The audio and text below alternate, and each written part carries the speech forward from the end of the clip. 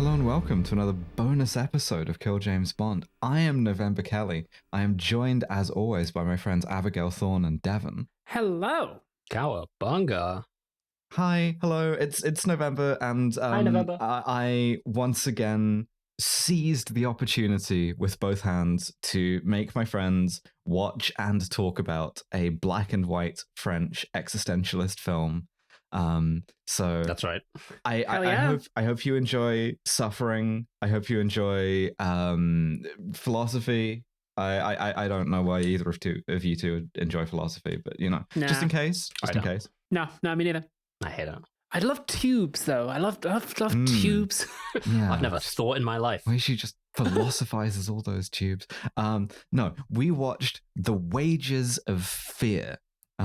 Which is a 1953 movie that is, I think, just masterful exercise in cinematic tension. You might also know it from, there was a loose remake of it in the 70s called Sorcerer, which I will also probably be doing, because I think the thing is, I was inspired by The Fast and the Furious, of course, the truckers. The truckers who are, of course, the natural enemy of the carmen, the truckmen. And this made me think, I want a movie that has some truck in it. And I'd even like to suggest, now that I would say we've ticked off all the religions, Christianity, yes, different kind of Christianity, Judaism, trucking, sorted.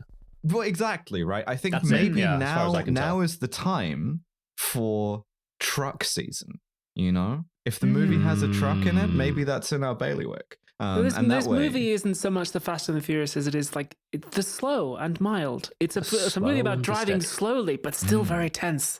The slow and the anxious, I would say. Yes. Oh yeah, that's so the exact opposite of Fast and Furious. Mm. Can I come out here? I had such a wonderful time with this movie. We're going to discuss the entirety of the movie, The Wages of Fear, 1953. I imagine you, the listener, if you haven't watched this, you haven't had it spoiled for you yet. Maybe watch The Wages of Fear, 1953 before listening to this. I would say so. It was all right.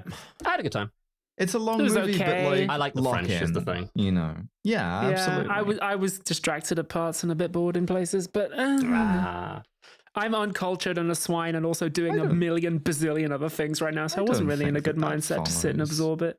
No, it's These fine. things happen. Yeah, it took me 3 sittings actually to finish this off because I've also been very busy, but I still loved it and it was a masterpiece. It's a long movie. Like, I'm going to make us watch longer and longer movies, and they're going to get more and more difficult to watch. We're going to end up watching a castration movie. It's true. I'm going to make us watch Logistics eventually.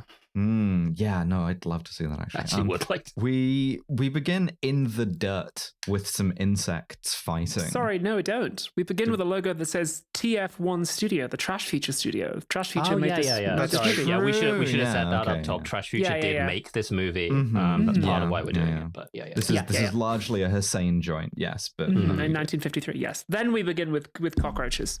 Cockroaches fighting in the dirt. While a kid sort of pokes them with a stick. I wonder if that says anything about the movie. Probably not. Yeah, several bugs tied together, pulling trying to split apart and pulling each other. I wonder if there's some sort of symbolic meaning here.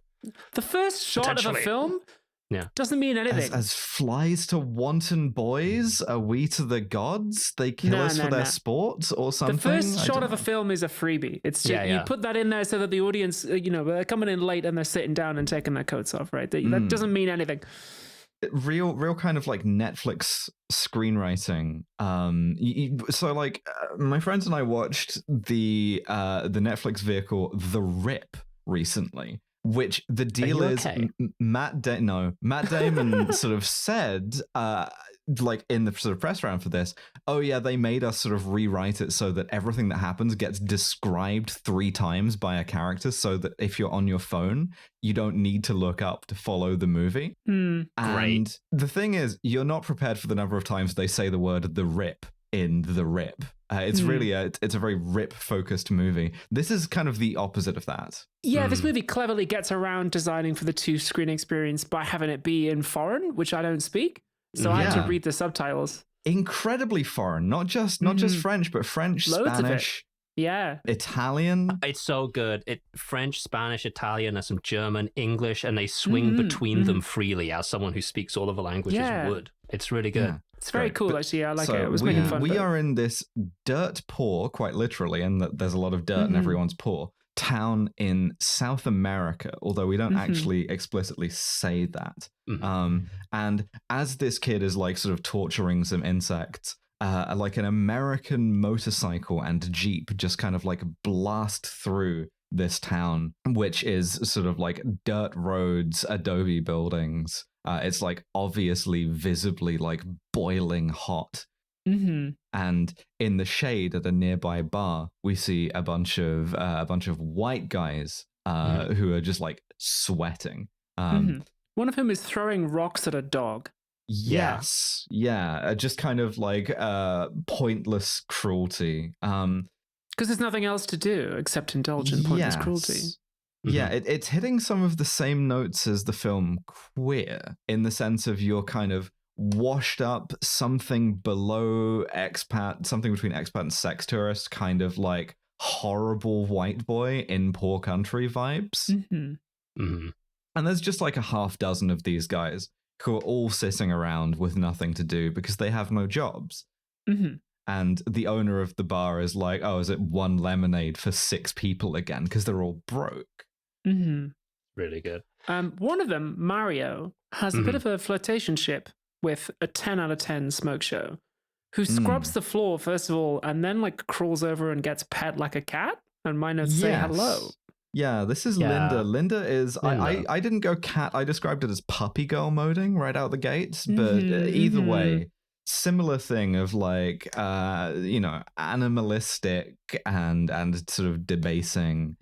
And so, yeah, she's like also sort of, yeah, it's like very dependent, right? It's very like attention seeking.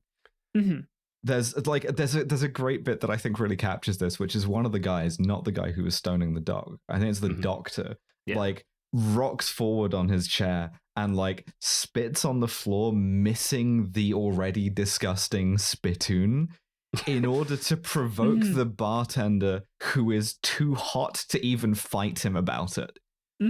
Yeah, this bartender doesn't like them being there, and he's also shagging Linda just to kind of like rub it in Mario's face, basically. He threatens her with a whip too, which I'm not a big fan of, but the lads basically intervene in this and get thrown out. It's sort of like coercive. Yeah, it's also like there is a bit of sort of like, you know, parkour universe. This is the town where white boys are oppressed, right? Because like everybody else is like Hispanic or like Afro-Hispanic, including the bartender, right? Except for these white boys and Linda.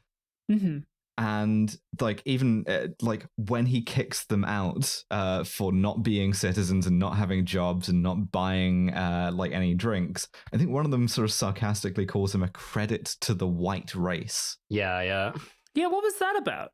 The deal is just authentically that like they do not belong here, right? They have got here by sort of like accident or circumstance. And are now sort of like embarrassing tramps, right? It's the town where there's woke still. White males can't get a job. Can't go. Exactly. Yep. And then a plane comes in low, like a Dakota, like an old cargo plane comes in, and it's like the plane that brings all of the mail, because we are remote here as well. Yeah, this is the only way in and out of town, basically, is this one airstrip. Yeah. And then 2 guys drive to get the mail from the plane. One of them is like me. He's locked in on like, I have a visa. I want to go to the United States. Like they've got to let me go. They've got to let me in. He's like, I've got a visa right here. Yeah, it's right. It's real. Yeah, sure, buddy. You flashed that at everyone in town. You got to stop, man. Yeah, it's like everyone is trying to get out. By the way, as the plane comes over, we see that the bartender is like coercing Linda, who sort of like is sort of like, you know, mute about this, upstairs for sex, and Mario, who is like has been like finagling her to like shoplift a pack of cigarettes for him that he can't afford. It's just like completely blasé about this. He's very sort of like easy come easy go about this prospect of this woman being, again, like sort of coercively sexually abused. by another man.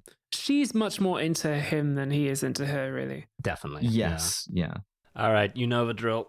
If you want to hear the rest of this episode of Kill James Bond, you're going to have to head on over to our Patreon, and that's patreon.com/killjamesbond, all one word, and sign up today for as little as £5 a month to get access to both this episode, the next bonus episode this month, and our entire backlog of nearly 5 full years of bonus episodes. And you can get all of that for just £5 a month. Come on, what a deal. What a fucking